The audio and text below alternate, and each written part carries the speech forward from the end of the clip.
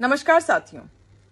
UP सरकार का कांवड़ यात्रा को लेकर एक बड़ा फैसला है और फैसला ये है कि कांवड़ यात्रा का जो रास्ता है उस रास्ते पे तमाम जितनी भी दुकानें हैं उन दुकानों पर दुकानदारों को अपना नाम और अपनी पहचान लगाने की जरूरत है ताकि कांवड़ यात्रियों को पता चल सके कि वो किस दुकान से क्या लेकर किस चीज का सेवन कर रहे हैं।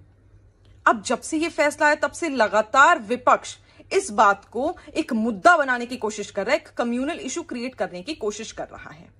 ओवैसी साहब भी कर रहे हैं, तमाम और भी विपक्ष कर रहा है। अब सवाल ये उठता है कि मुसलमान कौम की मैं भी हूं, मुसलमान कौम के और भी लोग हैं और जो मुसलमान कौम है वो मांसाहारी हैं अधिकतर। अब ओवैसी साहब इस बात का जवाब जरूर दें कि जब एक मुसलमान कौम मांसाहारी है उसके बावजूद एक ऐसा जानवर है जिसे अंग्रेजी भाषा में पोक कहते हैं, जिसे मुसलमान नहीं खाता है।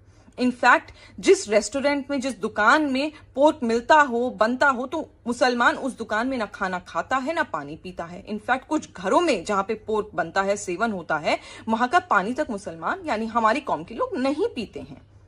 क्यों? क्योंकि हम ये मानते हैं कि पोर्क जिसने छुआ है या खाया है उसके हाथ से अगर हम कुछ खा पी लेंगे तो हमारा धर्म भ्रष्ट हो सकता है और ये रिस्पेक्ट करना चाहिए क्योंकि ये एक आस्था का विषय है और हम सब रिस्पेक्ट भी करते हैं, करनी भी चाहिए। अब बात आ जाती है कांवड़ यात्रियों की।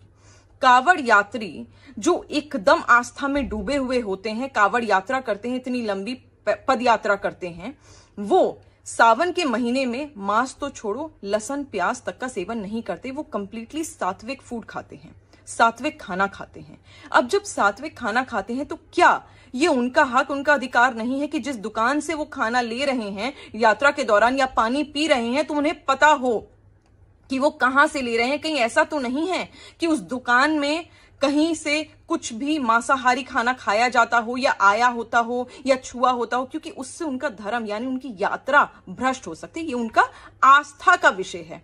अगर इस आस्था के विषय को सिक्योर कर रही है यूपी सरकार, अपने लोगों के लिए सोच रही है, तो मैं ये जानना चाहती हूं कि ये कम्युनल इशू कैसे हो गया।